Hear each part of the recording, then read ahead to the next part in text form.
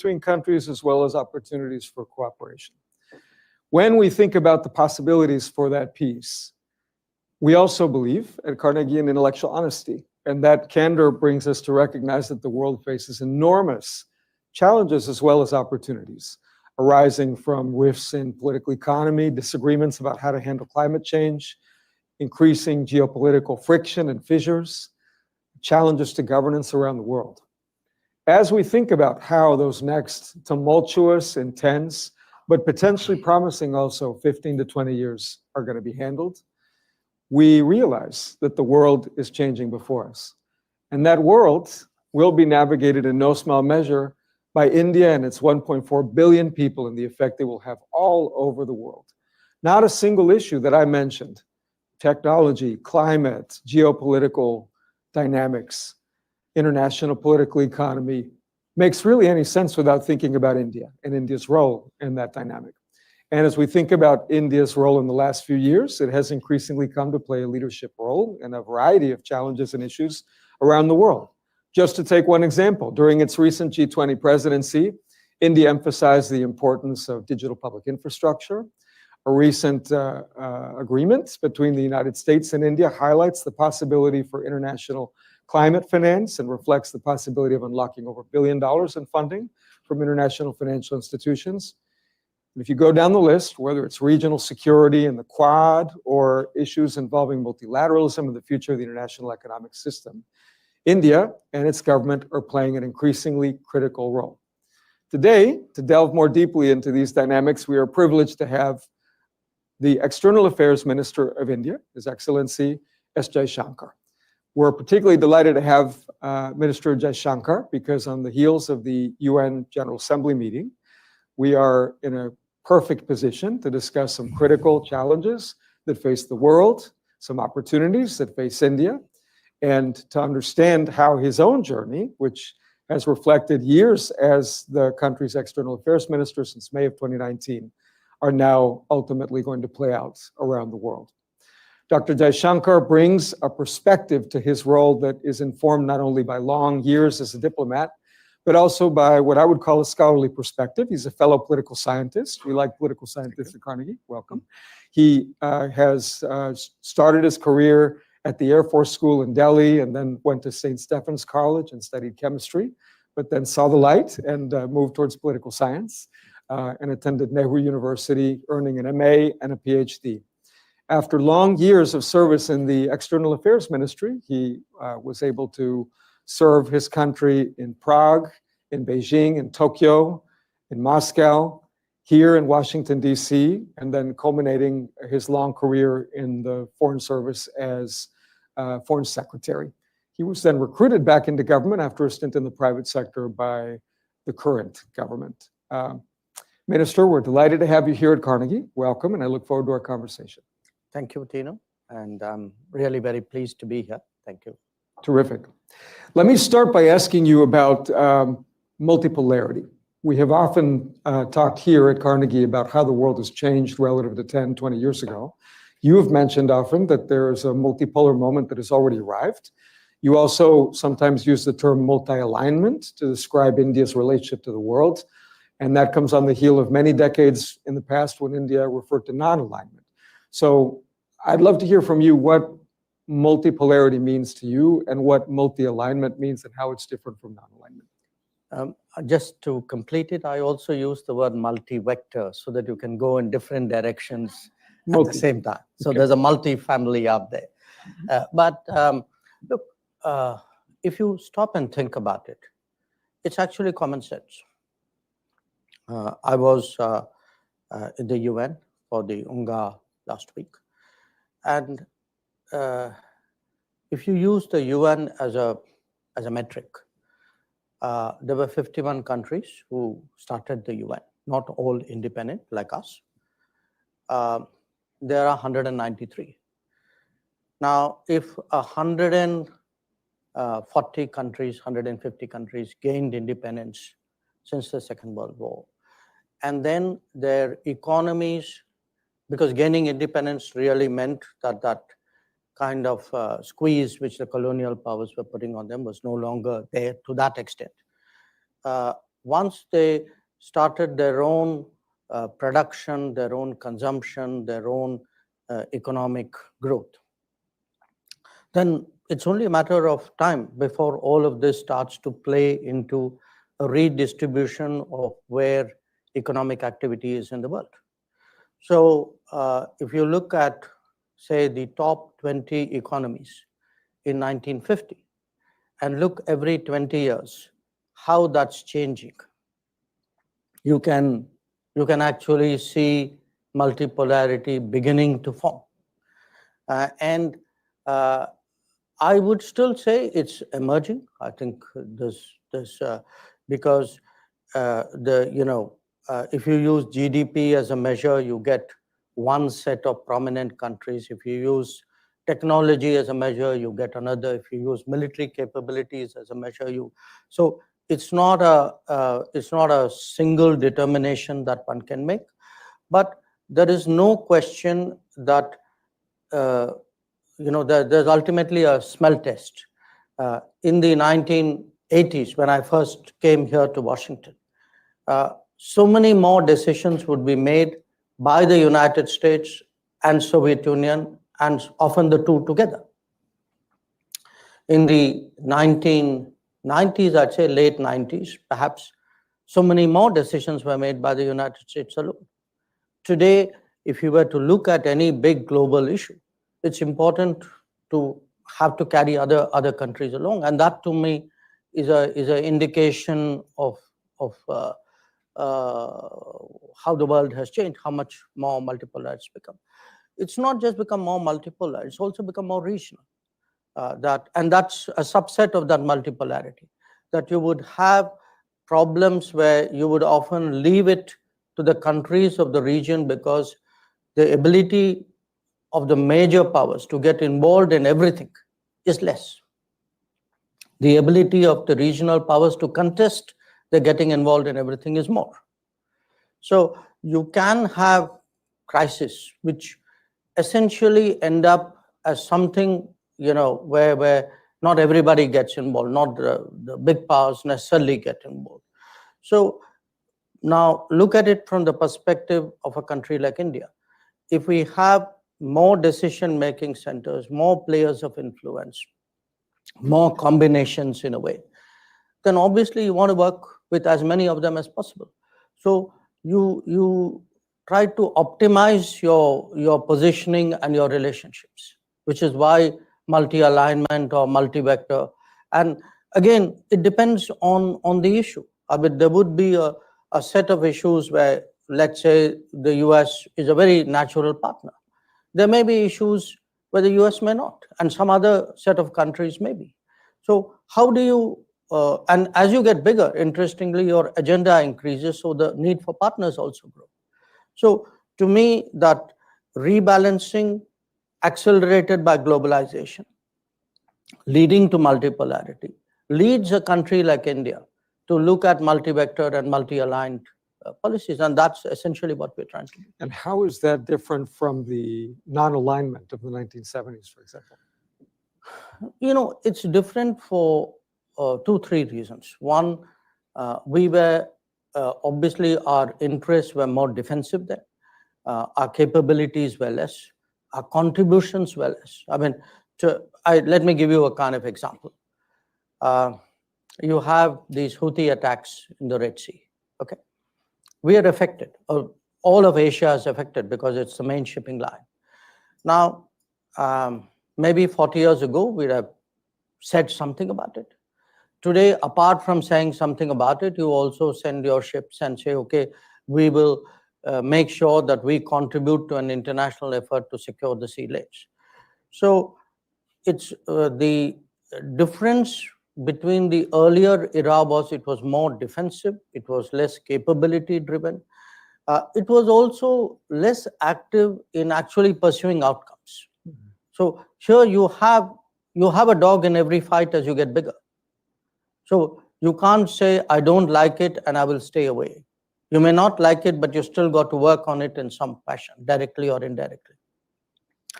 And I think the willingness to take risks also increase because once you want an outcome, you can't be passive.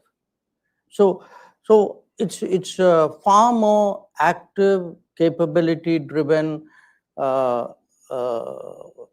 and I would say more willing to make choices, because one of the characteristics of the non-aligned period was also there was a certain reticence about saying, okay, on this issue I need to work with you and therefore I'm willing to do that.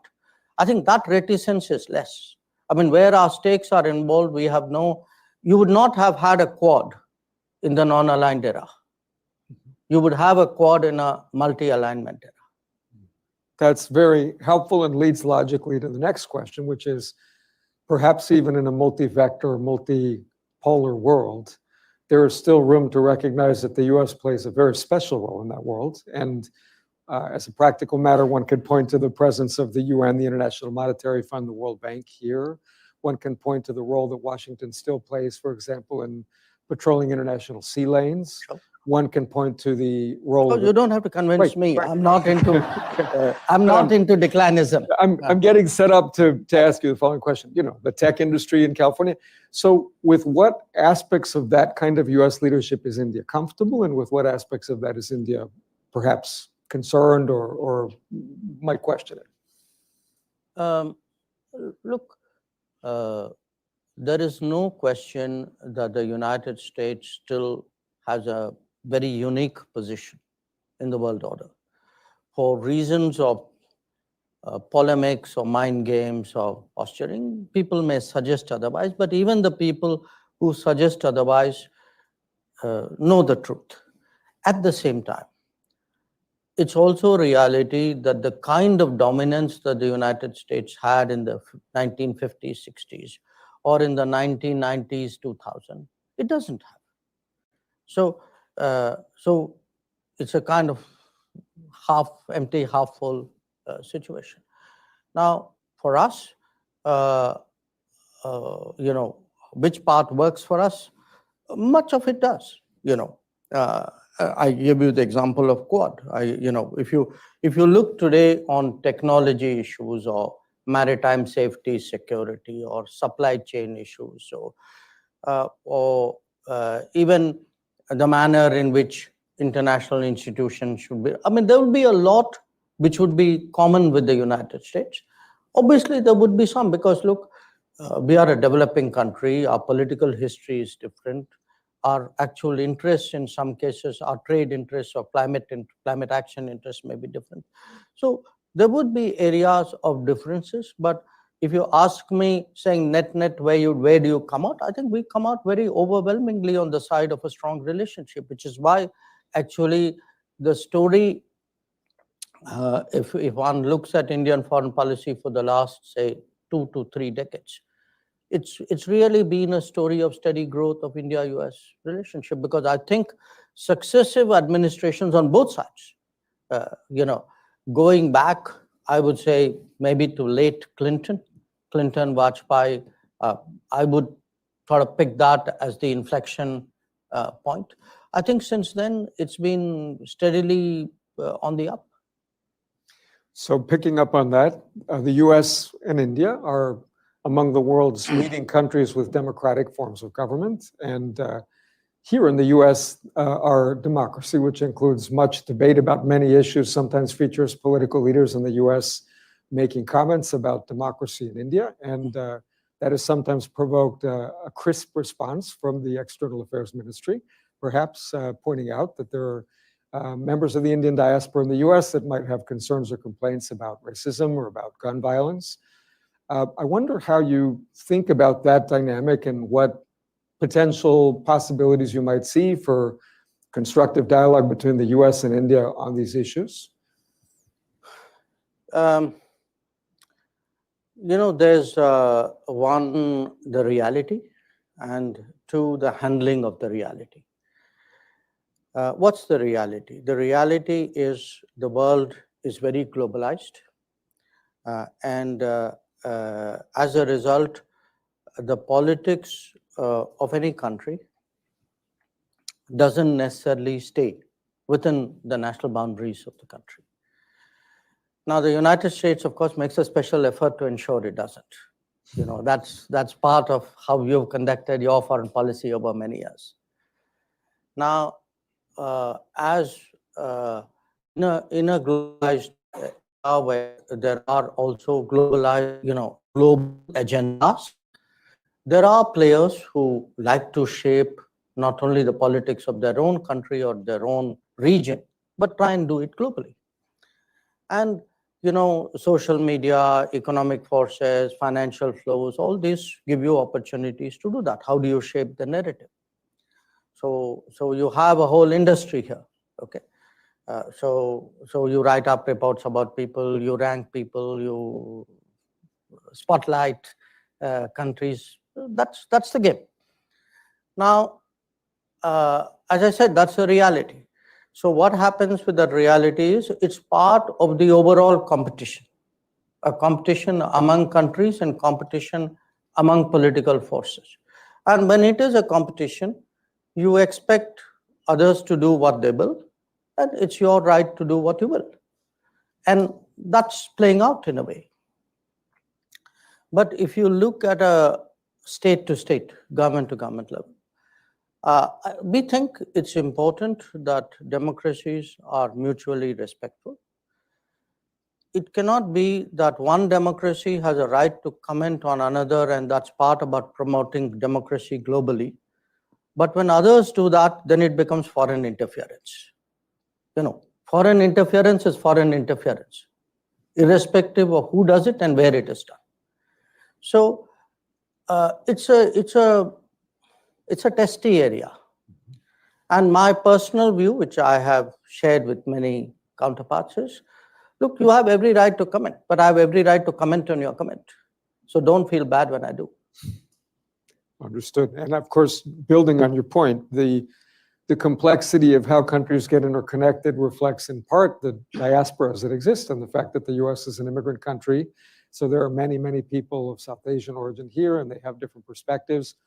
I guess that also highlights another dimension, perhaps, of India's role in the world that I wanted you to comment on a little, which is how India and the Indian government sees its relationships with diasporas, not only in the US, but around the world.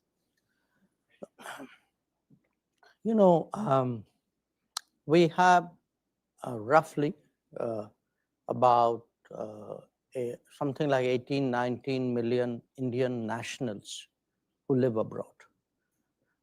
These are people with Indian passports.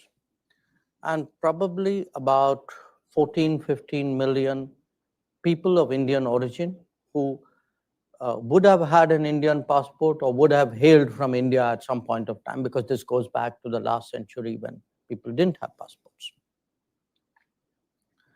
Now, when a country has this 30 million plus constituency out there, it needs to have some kind of thinking, how do you relate to such a large number of people? Because these numbers are only going to grow. When you referred in your initial remarks to technology. I feel today, looking at the current era, if India has something to bring to the table, because there are two ways by which you make space for yourself in the global order. One is to rise quantitatively, which is the GDP growth, etc. But one is also to make yourself important or relevant or indispensable to the global order. People do that by having a resource or having a technology or taking responsibilities. I think there what India can do is definitely bring the people factor, the talent factor into play. And you can do that because of technology. That today's era of technology is going to require trained people, trained talent on a scale for which there are very few suppliers in the world, and we are one. So when I contemplate a global workplace, when I look at greater mobility of people, and for me today, mobility is probably the most frequent conversations I have with my counterparts. I met 60 odd ministers in the UN.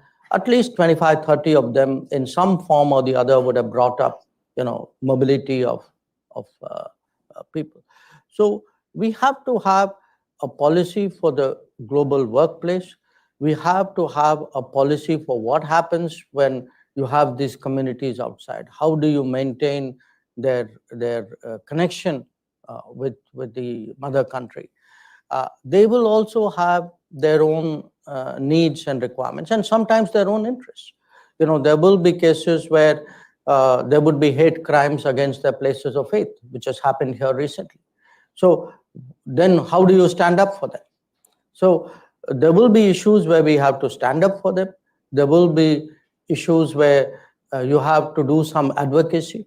There will be issues where it's important to maintain their culture and their identity and their tradition and their heritage.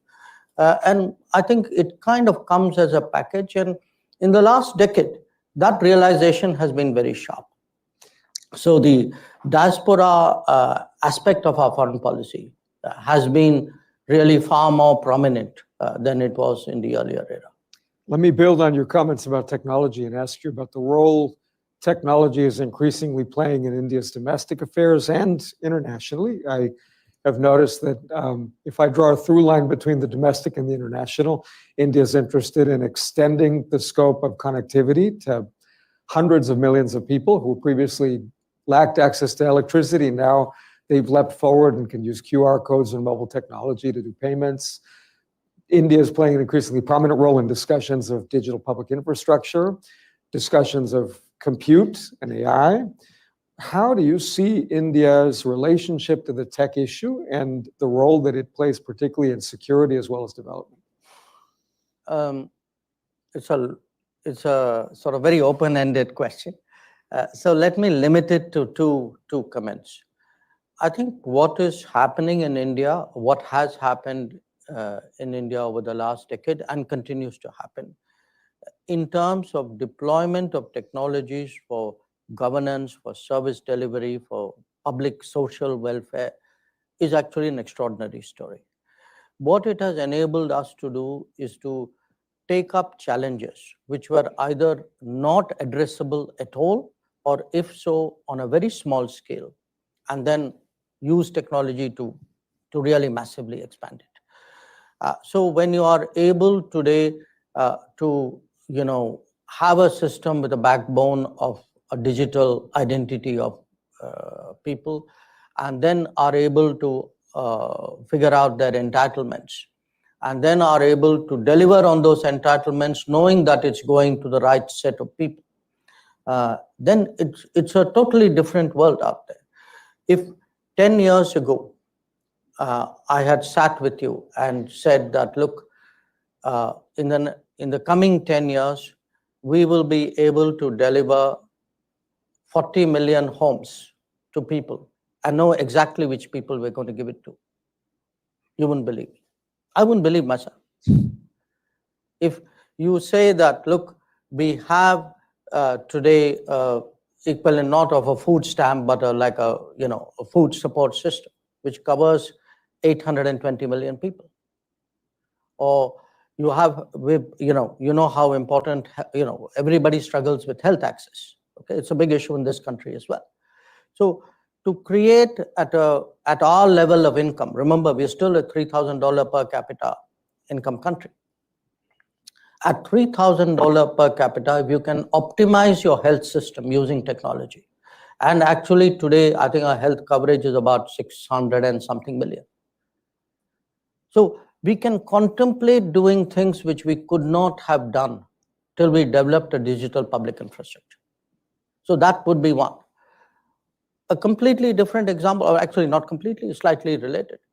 I would say look at something, a big issue in international politics, which is the semiconductor world. How do you create the supply chains for it? How do you make sure they are reliable, they are trusted? And I think today the understand, India is in a sense gearing up for that world. And we want to come in also as a technology player, including on the hardware side.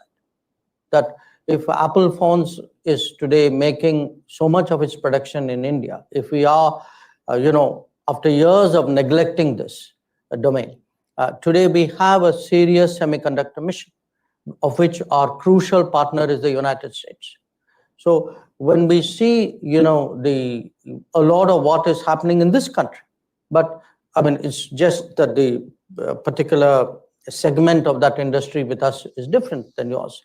But I would say there too, we can make a big difference, because at the end of the day, technology is not impersonal. Technology means people. Technology means designers. It means engineers. It means somebody's mind has got embedded in a chip. So it is, I think, something which we can make a big difference on.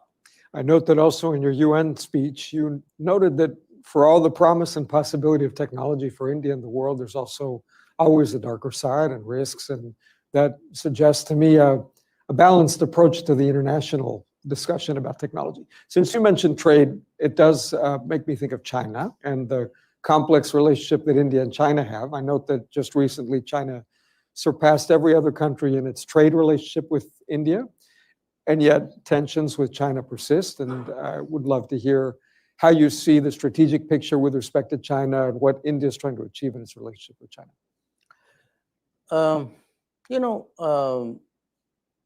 When it comes to trade, correct me if I'm wrong, I think China accounts for globally about 31-32% of global manufacturing. I think that would be the right number.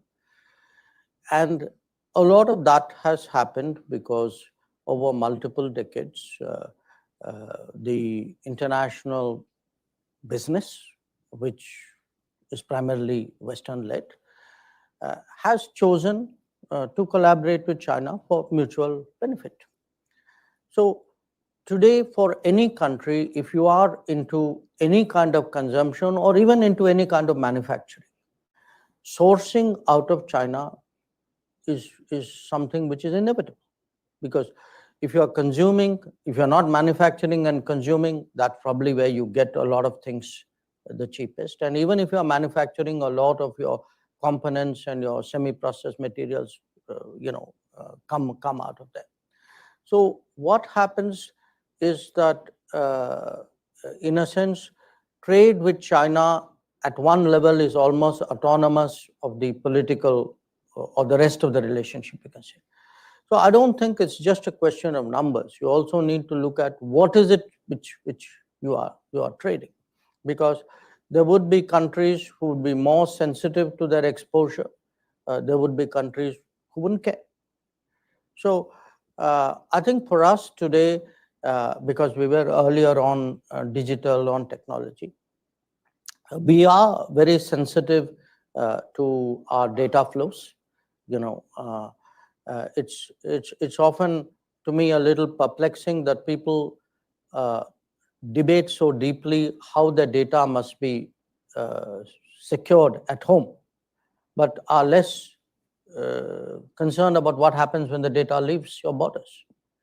So in a much more data sensitive world, in a much more technology sensitive world, I think it's important to look at what your exposures are. How do you mitigate it? How do you balance it? How do you diminish the risks? Separately from that, in terms of our own relationship with China, I think it's a long story, but the short version is that we had agreements on how to keep the border peaceful and tranquil. And those agreements were violated by China in 2020. And because we have forward deployments of our militaries, there are resulting tensions. And until those forward deployments are addressed, the tensions would continue. If the tensions continue, it casts a natural shadow over the rest of the relationship. So our relationship hasn't been great for the last 4 years. Another element of China's role in the world, of course, is the discussions that play out between the US, China, the European Union, EU, BRICS countries around international economics. And this brings me to ask you a little bit about de-dollarization as a possibility for the world. At times, India has expressed interest in an alternative currency that can serve as a reserve mechanism. And I wonder how you see that right now, what you see as the role of the dollar and these discussions about international economic policy. No, I think you have us confused for someone else here, because we have never actively targeted the dollar. That's not part of either our economic policy or our political or our strategic policy. Some others may have. Okay. What I will tell you is a natural concern we have. Okay. We often have trade partners who do not have dollars to trade. Okay, so we now have to look at whether we forego dealings with them or do we find some settlement which works otherwise. So there's no I can say malicious intent vis-a-vis the dollar in doing this.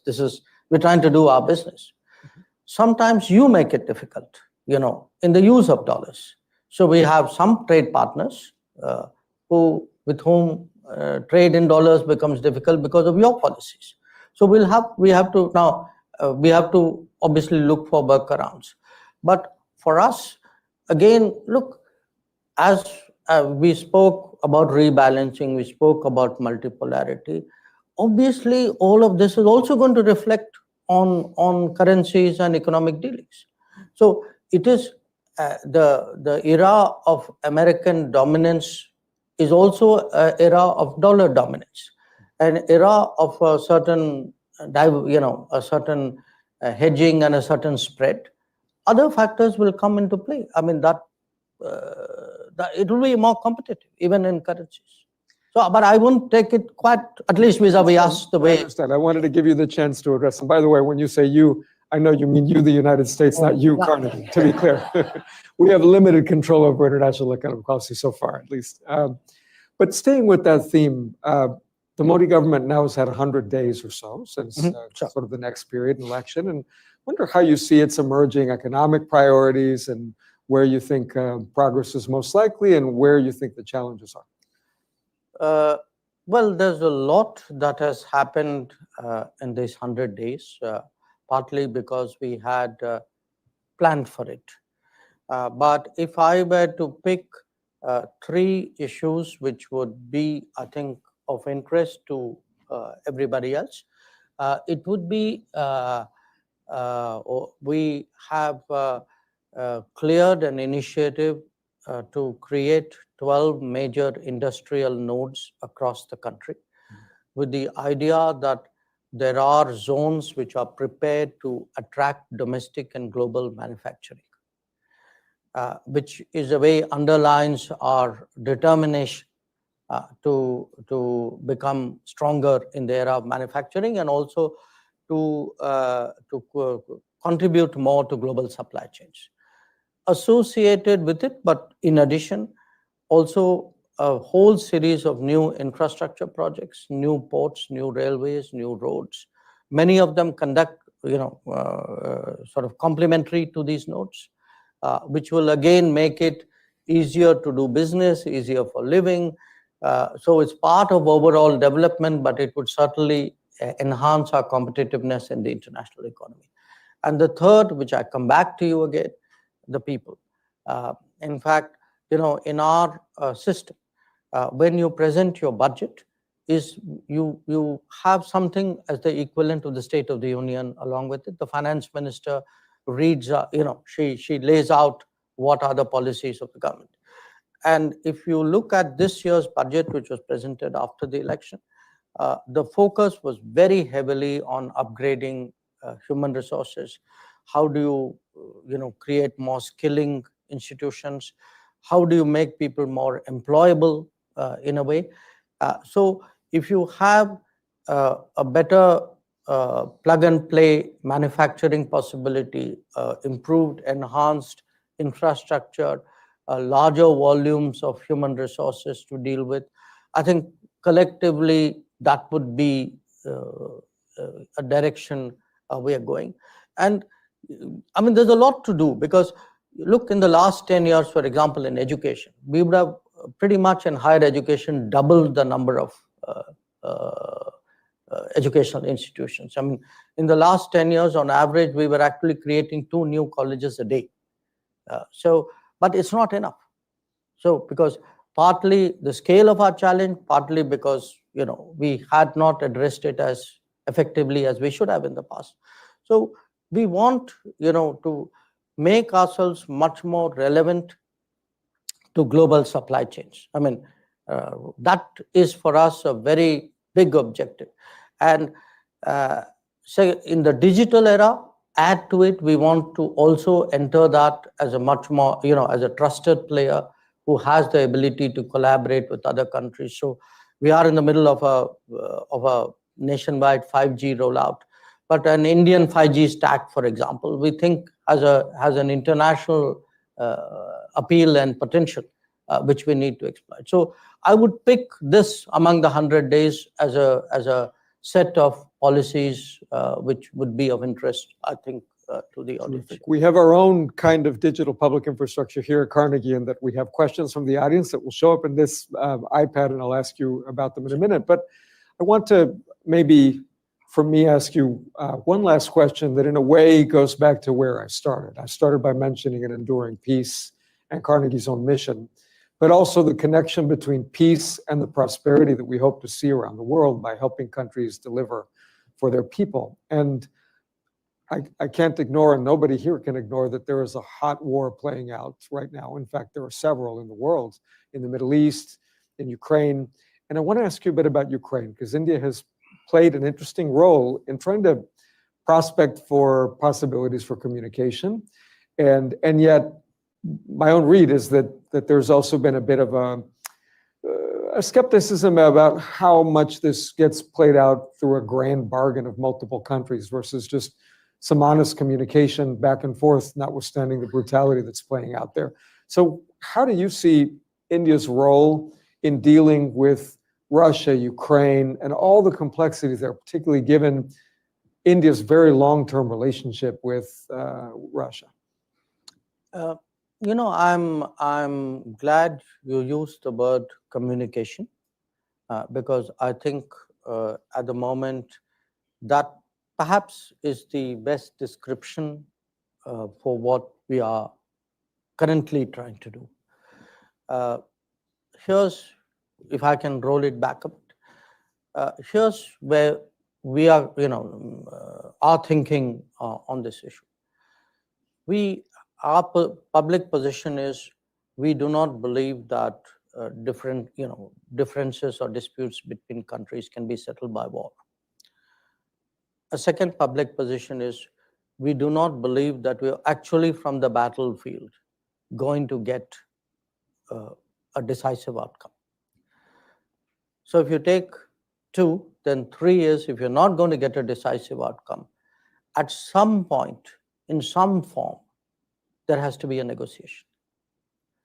If there is a negotiation, whenever we get there, then obviously there has to be some preparation or some exploration and some communication between the parties concerned, which is primarily Russia and Ukraine.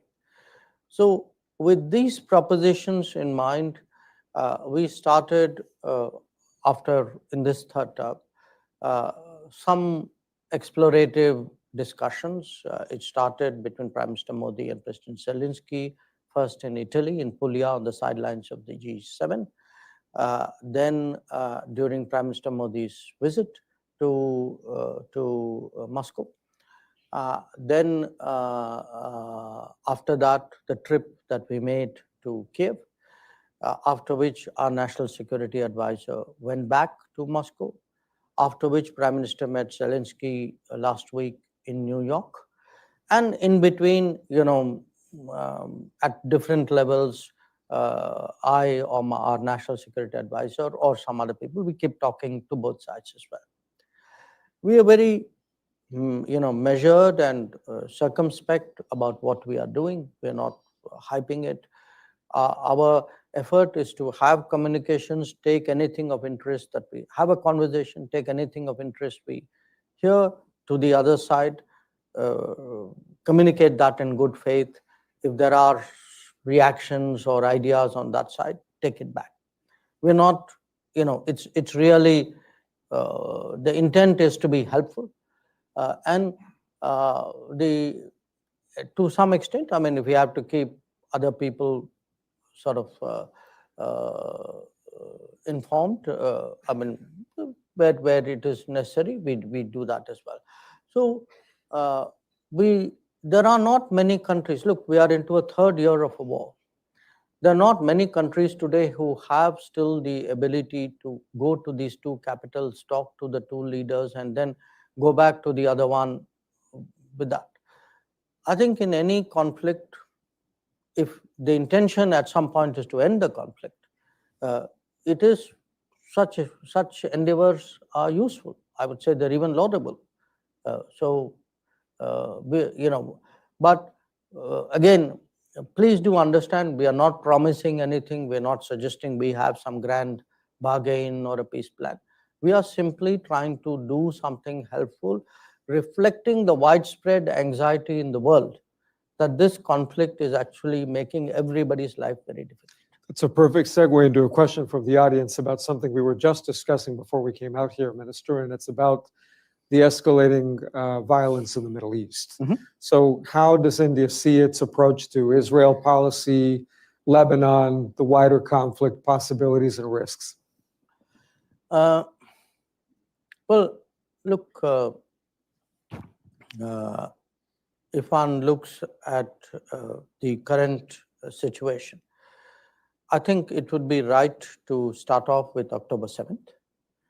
We regard October 7th as a terrorist attack.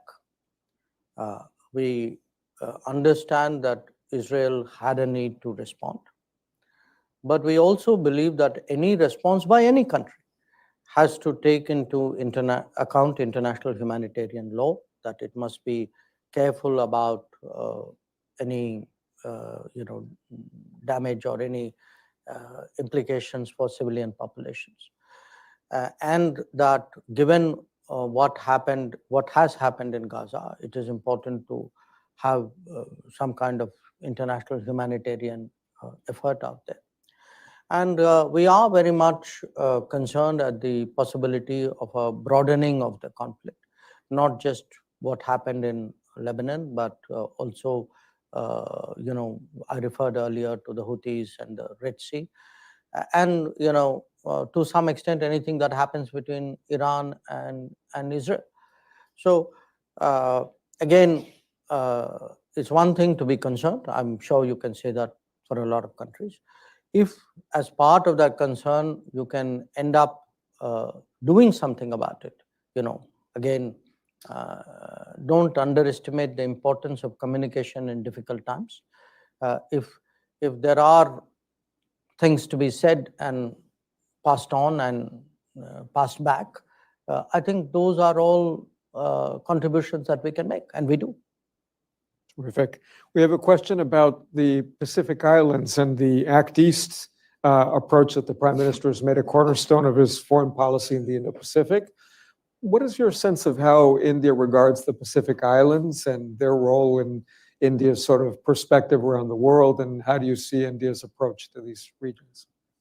Well, we have a historical connect with one Pacific island, which was Fiji, because during colonial times, a lot of Indians were transported there as indentured labor. But again, as part of a longer-term foreign policy vision, I mean, we are today trying to operate in the immediate, the medium, and the longer term. We have created a forum of Pacific Island countries, India Pacific Island, which has had three gathering our ideas every 5 years at least. You try and meet, and we just had one last year in Papua New Guinea.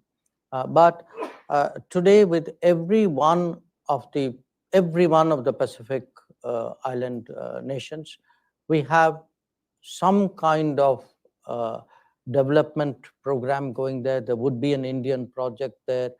Somebody would be getting trained there, something would be happening in health or education or IT out there. They would be sending their people to India. Many of them have set up embassies in India. So we feel as part of our global South solidarity that these smaller countries, they were, by the way, countries, many of whom got their vaccines from us during the COVID. And they have some very peculiar problems, for some reason, there's a big dialysis kidney issue there. So there are dialysis facilities are greatly wanted. So we are trying to address a lot of their socio-economic needs and build a long-term relationship with them, just as we are with the CARICOM at this side. And we feel that these are good. They are good expressions of global South solidarity. They are actually doing good in the world, which often people underplay. And for us, as a long-term, I can imagine a time, I mean, it may not be my time, but at some point, India too would be a global power. And if you don't turn on the switch one fine day and say, oh, okay, today I'm going to be bigger than I was yesterday. I think you need a sort of a long landing strip here to prepare for that. So I think what we are doing, I'm convinced, will in a sort of at the moment we are working on a 2049 plan, 2047 plan. That's 100 years of our independence. When I think of where an India would be in 2047, I think it's very important that with these what would be considered distant regions, we have actually much closer ties. Building on that and coming closer into India's immediate neighborhood, there's a question about the South Asia region and how the region has experienced a certain degree of shocks recently. There are concerns over Nepal-China ties, Maldives-China ties, tumultuous elections in Sri Lanka, Hasina's out in Bangladesh. Say a bit about how India's approach to its immediate region is evolving.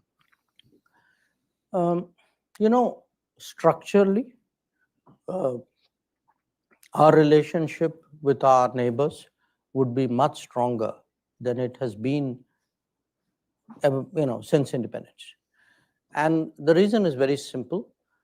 If you look today at how much more regionalized we have become, if you look at the power grids, the fuel flows, the rail lines, the airways, the ferries, the waterways, there's actually a tremendous change.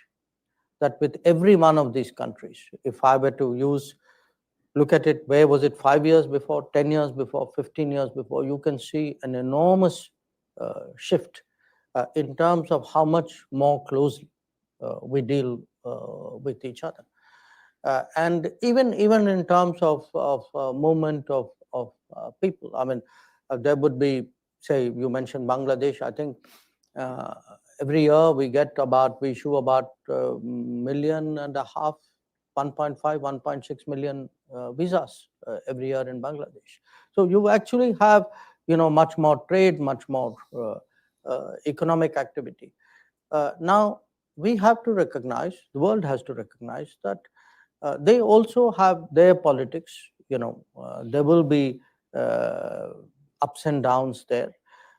As a bigger neighbor, sometimes we end up being part of the political debate. It's not unusual. I'm sure something like that must have happened to you, to the US, in what happens in this broader region. So we have to factor it in. And my own sense is the best way of dealing with that is, rather than get overexcited by immediate events, you allow the stability factors to play out. You respond with a degree of sobriety and responsibility to anything that happens. And where China is concerned, I mean, there are two factors here. One, that China itself, for some countries, is also a neighbor.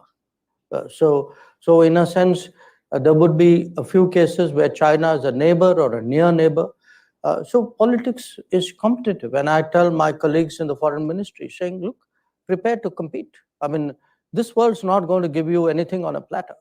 So if you want to maintain your position, you want to improve your position, do the hard work, do the investments, build those relationships, and that's what we'll do. And I'll tell you one thing, at the end of the day, I'm very confident. I mean, every few months or every, I keep getting these stories about how one particular relationship is tanking. And I urge you a few months later to look at that relationship. And it doesn't. And it won't. How does India view rising concerns and tensions over Taiwan, which is an issue that is much debated here in the United States? For us, I think, the international economy today is actually very fragile. And I, as part of my responsibility, travel a lot to parts of the world which has had a very hard time in the last 5 years, where people have seen a visible sort of drop in their quality of life. I mean, you mentioned Sri Lanka. It's a country, I've lived in that country, I've been going there from time to time. I think part of what explained, the political shifts there was actually the trauma that they underwent as a result of, yes, there were some causal factors were within their control. Maybe some of the choices were not smart, but some of it was not. Now, what the lessons of tensions or conflicts, what we saw in Ukraine, what we're seeing in the Middle East, that in a globalized world, conflicts and tensions anywhere are going to cause problems everywhere. That it's no longer regional. It can't be, it's out there and it's just between, those guys. It's going to come at everybody in some form or the other. So I would say today there is a huge, when we do these Global South summits, we've done 3 of them so far. The Global South is extremely concerned about new factors of stress, tension, anxiety, more pressures on the system because they are at the bottom of the chain. I'm part of them. We feel the pain. So I do think today people want, they want reassurance, they want stability, they don't want sort of sharper, life is tough enough. Nobody wants more anxiety. And that leads perhaps to a question about the new Japanese Prime Minister's call for something like an Asian NATO. How do you think about that possibility? Well, you look, he comes, he's Japanese. This is a country which has a treaty relationship with the United States. So I guess when countries have that history and that strategic culture, their lexicon and their thinking would be along that direction. We have never been a treaty ally of any country. We don't have that kind of strategic sort of architecture in mind. So it would be his point of view. I guess from where they are coming, I can see, a certain evolution where he is concerned, but it would not be ours. We have, as I say, a different history and a different way of approaching the world. When I think about the relationships that India has cultivated, I think about the technology relationship with the US, and certainly one perhaps signature feature of the India-US relationship in these 2 governments has been a deepening of the technology ties. When the discussion turns to artificial intelligence, of course, there are a whole range of issues, from semiconductors to compute, how much of it is sovereign, data, the human capital piece that you mentioned. But I just note to highlight the enormous change happening in that field right now. If we fed into any number of AI systems simply a prompt of what would a conversation between the Indian External Affairs Minister and the President of Carnegie sound like, the system could have generated something like this. Not as good as what we're doing, perhaps, but the technology is changing quickly. How do you see the cooperation between India and the US on this AI technology, and where do you want it to be in the next few years? I see very strong possibilities because, as I have mentioned, uh, there's a technology convergence. There is a certain, and this is important. In a data-driven world, I think the issues of privacy, of security, of what are systems, what is law, what is allowed, what is not allowed, what are you comfortable doing, what are you not comfortable doing, I think all these become very important. So I see a certain convergence here. This is not a transactional convergence. It is one too, but I think there's also underlying it a kind of a comfort and a belief convergence. It's, think about it. Would you feel the same if your personal data, where does it reside, who has access, which company is looking at it? You would make a difference. It wouldn't be this, you wouldn't be agnostic about it.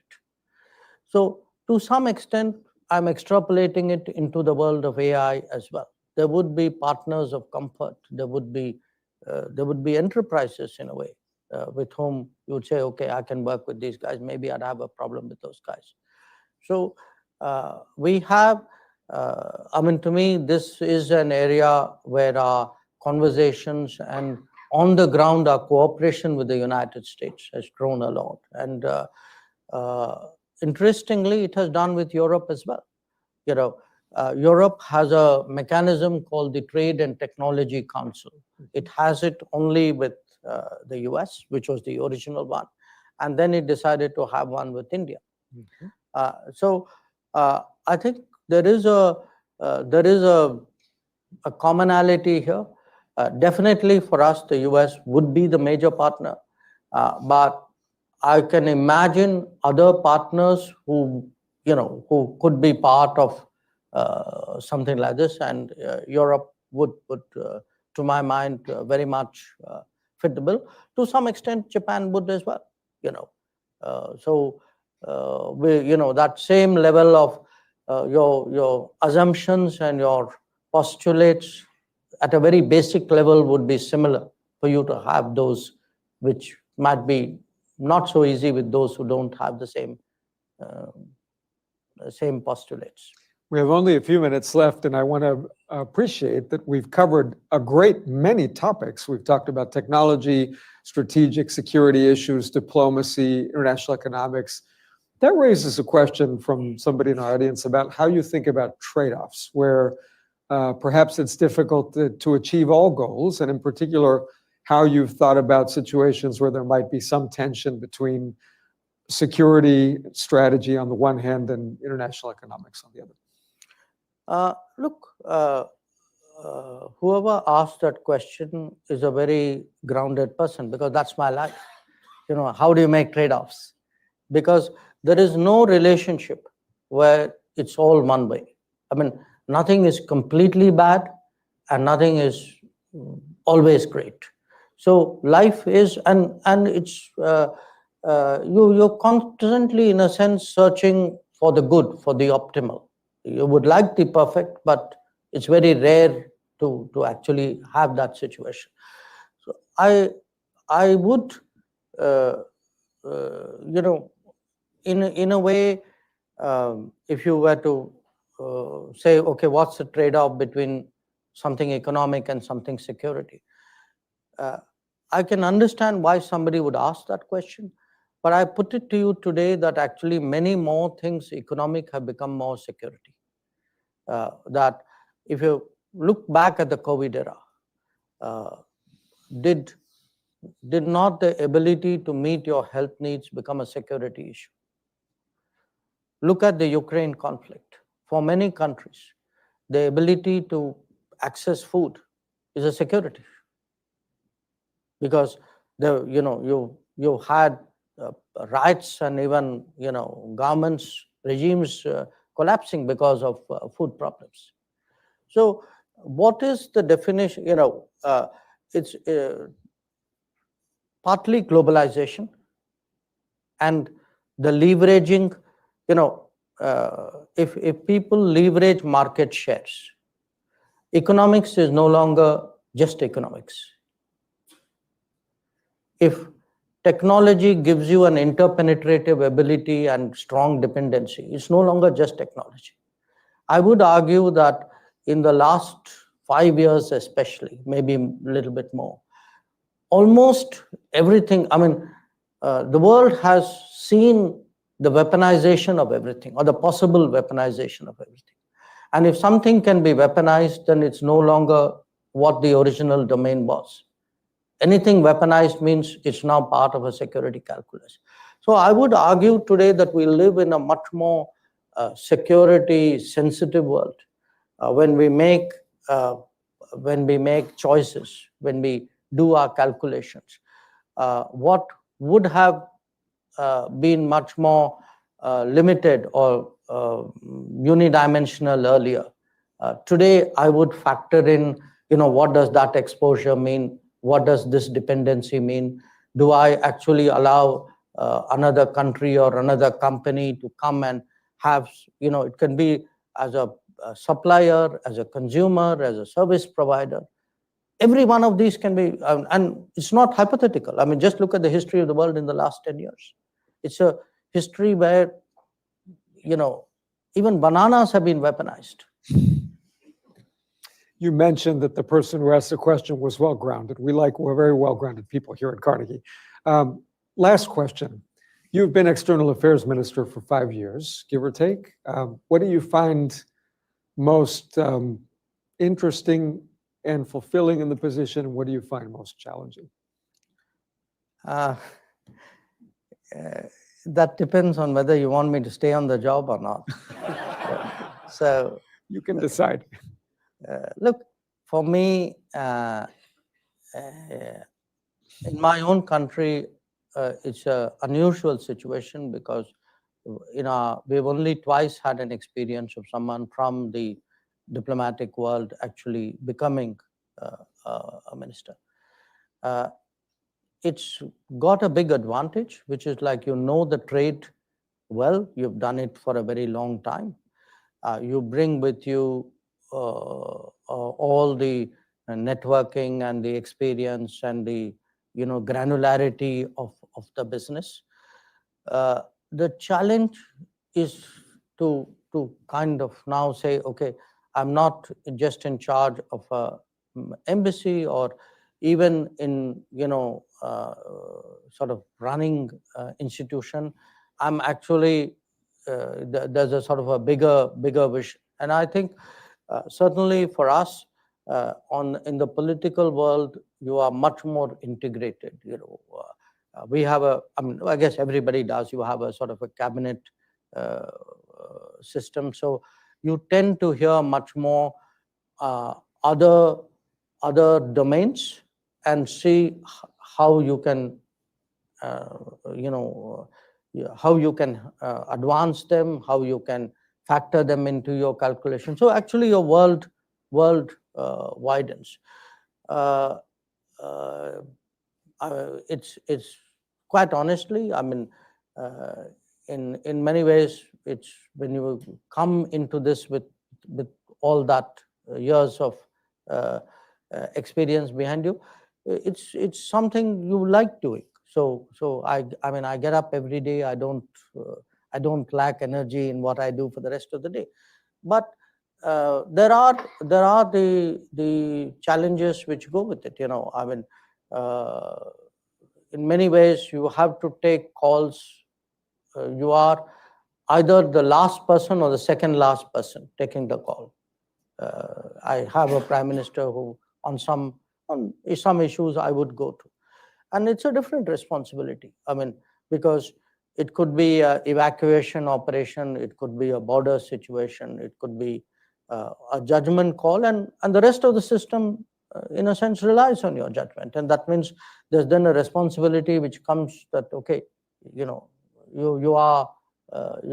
it's your sort of thinking which matters. So it's been, I would say, a very interesting, very challenging 5 years. I've had only one predecessor, my immediate predecessor, who actually had completed 5 years in office. The turnover period in our part of the world is a little higher. So let's see how it goes. Okay. Thank you very much, and we look forward to having you back at Carnegie sometime. Thank you. Pleasure. That's well done.